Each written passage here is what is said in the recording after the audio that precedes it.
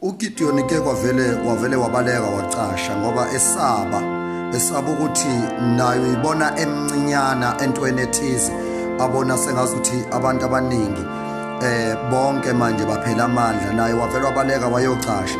Ngesikhathi ecashile lapha kwavele kwaqhamuka ingelosi, ithi ingelosi Gideon qhaweli namandla, wathuka wathi uqalaza emaceleni, wathi uyaqalaza kwathiwa wathi ingelosi isho kuye ngqo ithi qhaweli namandla.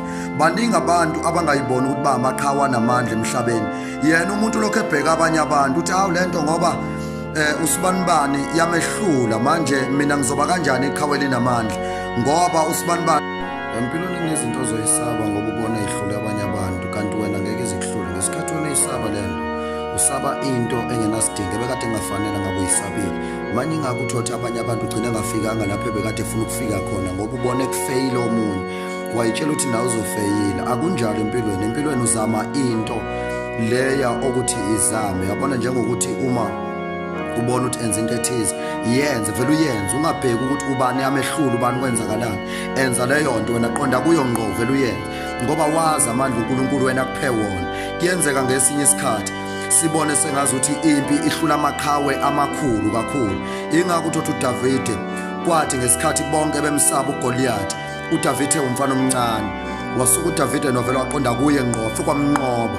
Uma uDavide wayesabile wayezohluleka, naye wayezovela saba athi nami angisayindawo ngoba leli qhawe lihlula abantu abaningi. Manje uma ufuna ukwenza into ungalokhu ubambezeleka, ungalokhu ubheka ukuthi ubani yamehlule, vele uqonde kuyo ngqo wena uzoyinqoba. Ngilapha ngiyakhuluma, ngizokhuluma naleyo nto ukuthi namhlanje sukuma wenza into yakho, khohlwa ukuthi ubani uzothini, khohlwa ukuthi ubani wahluleka. Ngimele lapha namhlanje uzokutshela ukuthi sukuma wenza into yakho, uthandaze, ucela uNkulunkulu uzokusiza.